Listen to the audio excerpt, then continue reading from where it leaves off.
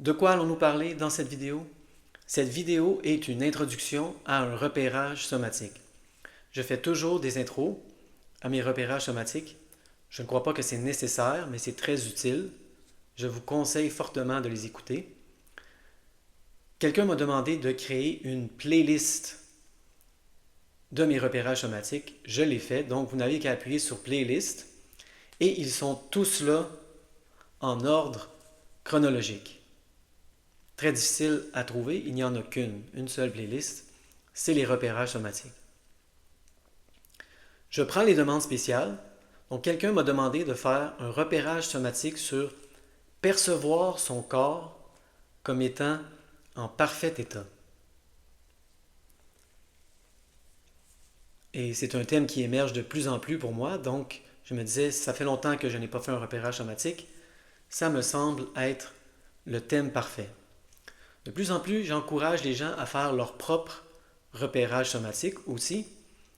Il n'y a qu'une seule personne qui peut faire le repérage somatique parfait pour vous, c'est vous-même. Il n'y a qu'une seule personne qui sait comment éliminer votre douleur chronique, c'est vous-même. Et là, je dirais le repérage somatique parfait, non seulement pour vous, pas pour une autre personne, mais ce que j'ai réalisé, c'est qu'il n'y a pas de principe qui s'applique à tout le reconditionnement de la douleur. Il y a des saisons. Donc le repérage somatique, pour vous, mais pour une saison aussi, ça va changer. Devenez créatif. Essayez de vous imaginer ce que serait le repérage somatique parfait pour vous en ce moment. Ce dont vous avez le plus besoin. Très important dans le reconditionnement de la douleur, toujours de plus en plus être à l'écoute de ses besoins. Qu'est-ce que j'ai besoin en ce moment? Qu'est-ce que j'ai besoin d'entendre? Évidemment aussi faire des repérages somatiques silencieux. Un thème qui a émergé lors de notre conversation, c'est un thème qui revient souvent dans la méditation.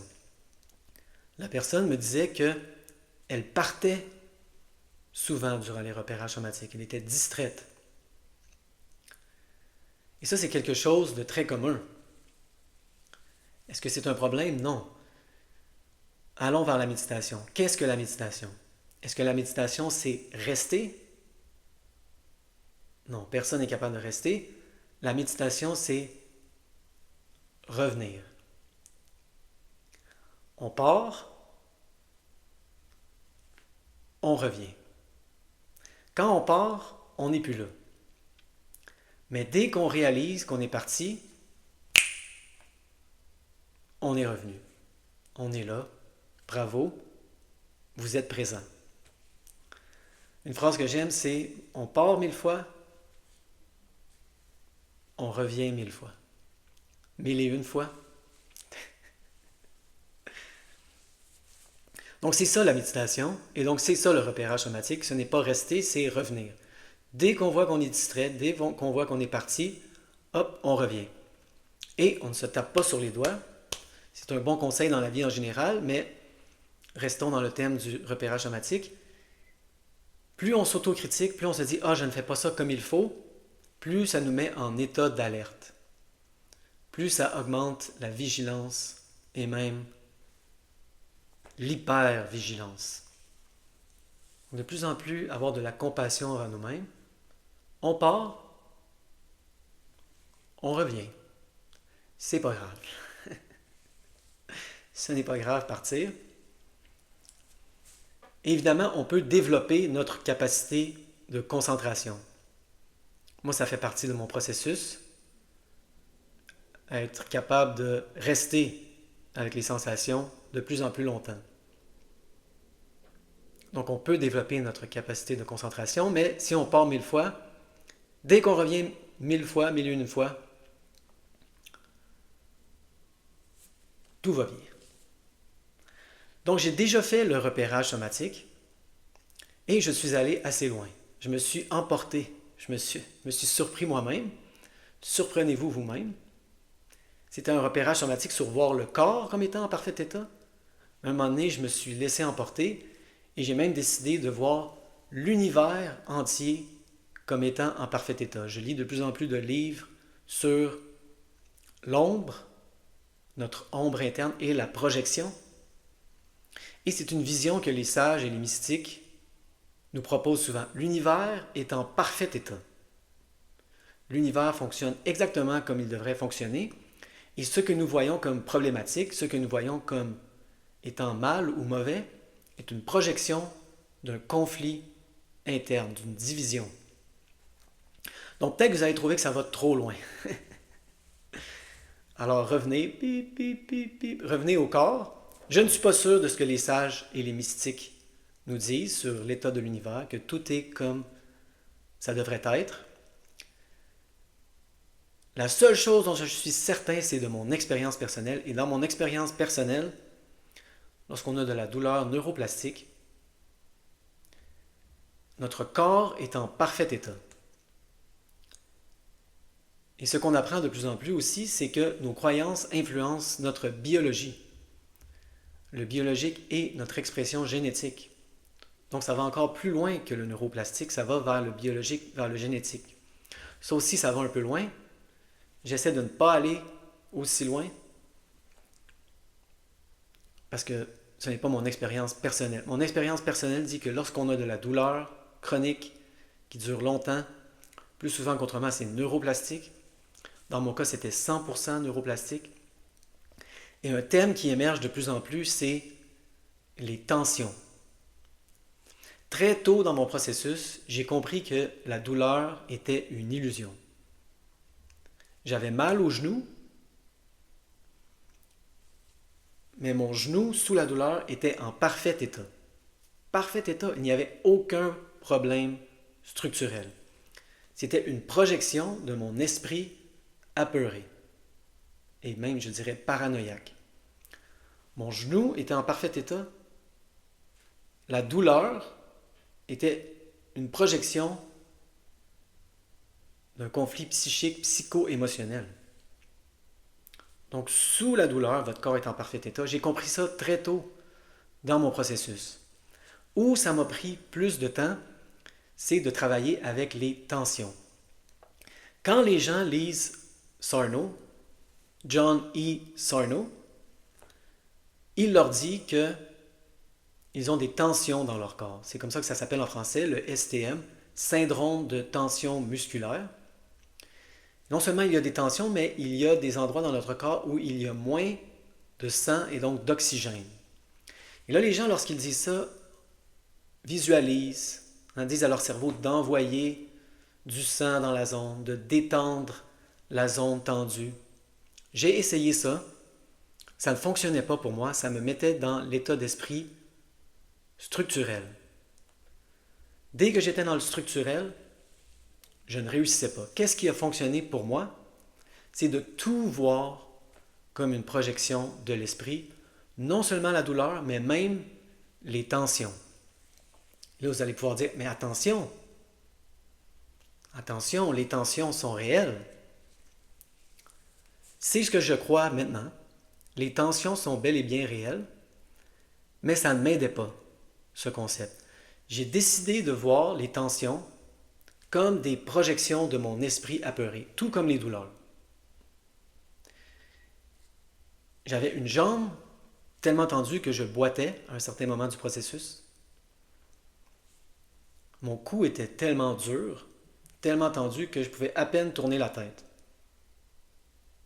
Et j'essayais cette technique de détendre les tensions. J'ai essayé premièrement pendant des années de passer par le corps, avec des balles, avec des massages, des thérapeutes, ostéo, physio, masso, kinésio, peu importe. J'ai essayé de passer par le corps. Ensuite, j'ai essayé de passer par l'esprit, de détendre les tensions. Ça ne fonctionnait pas. Qu'est-ce qui a fonctionné pour moi? Ce qui a fonctionné pour moi, c'est de m'imaginer que mon corps était 100% mou, 100% relax, sous la fausse tension, qui était une projection, tout comme la douleur, de mon esprit apeuré, paranoïaque. Donc les gens à qui je parle disent qu'ils sont tendus. Vraiment, faites attention à ça. Si vous dites j'ai mal, si vous dites je suis fatigué, votre cerveau vous écoute. Vous dites je suis plein d'énergie, je me sens bien. Mais les gens disent qu'ils sont tendus. Votre cerveau vous écoute. Je suis tendu, je suis tendu, j'ai des tensions. Le cerveau se dit, je dois être tendu, elle est constamment en train de le dire. Donc là, vous êtes pris dans une boucle de prédiction. Moi, j'ai décidé de briser la boucle et de dire, non, je ne suis pas tendu. Est-ce que je reniais la réalité? Je ne sais pas. La façon que je vois ça, c'est que je créais une prophétie auto-réalisatrice. J'ai arrêté de voir des tensions qu'il fallait que je détende. Je me suis dit, mon corps est totalement en santé, totalement mou, totalement relax, sous la fausse tension qui est une projection de mon esprit apeuré. Et c'est ça qui a fonctionné pour moi. Plus je disais ça, plus je me sentais mou, plus je me détendais. Et en ce moment, je suis en train de réaliser la force de cette technique pour moi. Parce que des fois, j'ai des vieilles sensations qui veulent revenir. Comme l'autre jour, j'avais une sensation ici, une de mes vieilles sensations qui voulait revenir. Une tension énorme. Et c'est resté seulement quelques secondes. Comment j'ai fait? J'ai dit, non, je ne suis pas tendu. Je n'ai pas vu une tension que je devais détendre. Je ne suis pas tendu. Mon corps est totalement mou et relax en ce moment, sous la fausse projection de mon esprit tendu. C'est une projection psychique, d'une tension psycho-émotionnelle. Et là, si on veut se lancer, et j'en parle dans le repérage somatique, à quel point se poser des questions, maintenant je m'en pose, mais lorsqu'on est dans le processus, s'en poser le moins possible. N'allez pas dans le questionnement, est-ce que c'est une vraie tension que je suis en train de détendre avec le pouvoir de mon esprit? Ce n'est pas productif dans mon expérience. Ce qui fonctionne et qui coupe l'herbe sous le pied au questionnement, au doute et donc à la douleur, à la tension, c'est de dire non, mon corps est vraiment correct, 100% mou, détendu et en santé, sous la fausse tension. Il n'y a pas beaucoup de gens qui parlent de ça. C'est ça qui a fonctionné pour moi. Donc, c'est la seule chose dont je suis certain. C'est mon expérience personnelle. Moi, c'est ça qui a fonctionné et c'est peut-être ça qui a fait que mon processus, à un moment donné, a pris une accélération absolument incroyable. Parce que même si j'avais de moins en moins de douleur, je me sentais très tendu. Et je voyais les tensions comme quelque chose de très physique, très structurel. Et lorsque j'ai opéré un pivot et que j'ai vu ça comme des projections psychiques, mon rétablissement a fait une espèce de saut quantique. J'ose utiliser cette expression. Donc, vous n'êtes pas obligé de suivre mes conseils, vous n'êtes pas obligé de faire quoi que ce soit, mais c'est ça le but de la chaîne, vous informer de ce qui a fonctionné pour moi. Et de plus en plus, je réalise à quel point ça fonctionne. Parce que je n'ai plus de douleur, je n'ai plus de douleur chronique, je n'ai plus de tension chronique, mais des fois, ça essaye de revenir. Et avant, j'avais la vieille association, une petite tension prend un peu de temps à se résoudre, mais une grosse tension, c'est plus long. Et là, des fois, moi, j'ai des vieilles sensations. J'appelle même pas ça des tensions, c'est des sensations qui essaient de revenir, comme celle-ci. Et là, c'est une tension énorme. Il y a 5 secondes, je me sentais bien, et là, l'autre jour, ça a essayé de revenir. Je n'ai pas fait détends-toi, je n'ai pas dit à la zone de se détendre. J'ai fait non, c'est une illusion. Et ça, c'est une des vieilles tensions qui m'empêchait de tourner mon cou. Et elle est partie sur le champ. Sur le champ.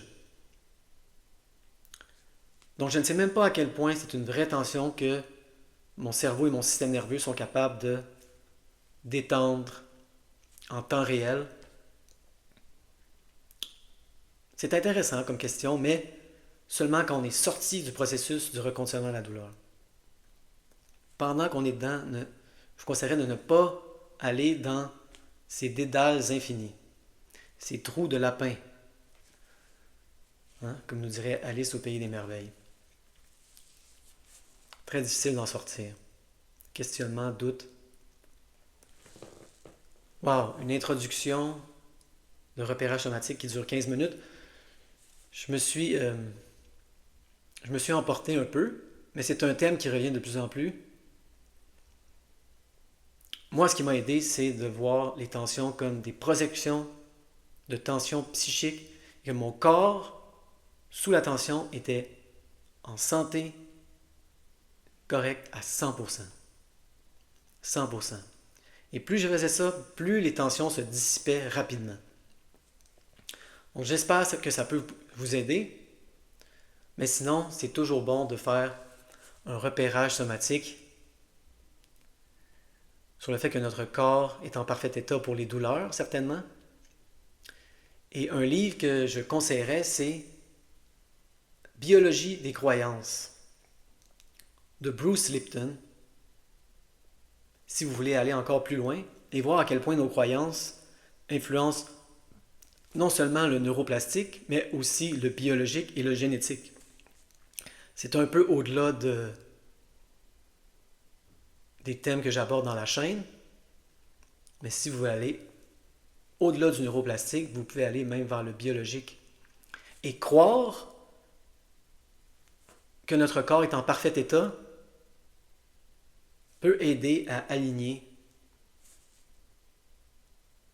le biologique, le génétique, autant que le neuroplastique.